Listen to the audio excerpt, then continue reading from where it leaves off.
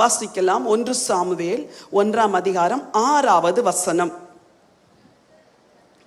கர்த்தர் அவள் கர்ப்பத்தை அடைத்திருந்தபடியால் அவளுடைய சக்களத்தி அவள் துக்கப்படுவாயாக, அவளை மிகவும் விசனப்படுத்துவார். கர்த்தர் அவள் கர்ப்பத்தை அடைத்திருந்தபடியால் அவள் துக்கப்படும்படியாக. அப்படின்னா அவள்கிட்ட என்ன இல்லை?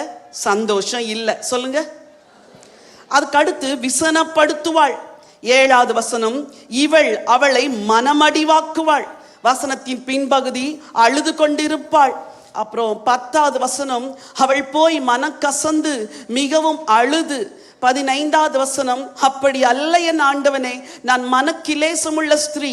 16வது வசனம், மிகுதியான விசாரத்தினாலும் கிலேசத்தினாலும் இன்னார மட்டும் விண்ணப்பம் பண்ணினேன். அன்னாளுடைய வாழ்க்கையில ஒன்னே ஒண்ணு இல்லை, சந்தோஷமே இல்லை. No joy. இன்னைக்கு இங்க வந்திருக்கிற அநேக ஸ்திரீகளுடைய வாழ்க்கையில சிலருக்கு எல்லாம் இருக்குது, ஆனா சந்தோஷம் இல்லை.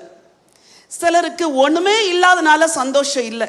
சிலருக்கு ஏன் சந்தோஷம் இல்லைன்னே தெரியல. அப்படி சந்தோஷம் இல்லாத வாழ்க்கை வாழ்ந்துட்டு இருக்கீங்க.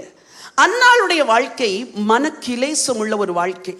அன்னாளுடைய வாழ்க்கை துக்கப்படுகிற ஒரு வாழ்க்கை. அன்னாளுடைய வாழ்க்கை உடைந்து போன ஒரு வாழ்க்கை. அன்னாளுக்கு சந்தோஷமே இல்லை.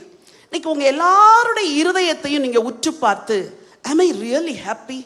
நான் சந்தோஷமா இருக்கிறேனா அப்படின்னு நீங்களே உங்களுக்குள்ள கேள்வி கேட்டா உங்க வாழ்க்கையில சந்தோஷம் இல்லைன்னு தான் நீங்க சொல்ல முடியும். சந்தோஷமே இல்லைம்மா. கல்யாணம் ஆகி இத்தனை வருஷம் ஆச்சு, ஒரு சந்தோஷத்தை பார்க்கலம்மா. பிள்ளைங்கள்லாம் வளர்ந்துட்டாங்க, ஒரு சந்தோஷத்தை பார்க்கலம்மா. வாழ்க்கையெல்லாம் தியாகம் பண்ணேன், ஒரு சந்தோஷத்தை நான் பார்க்கல.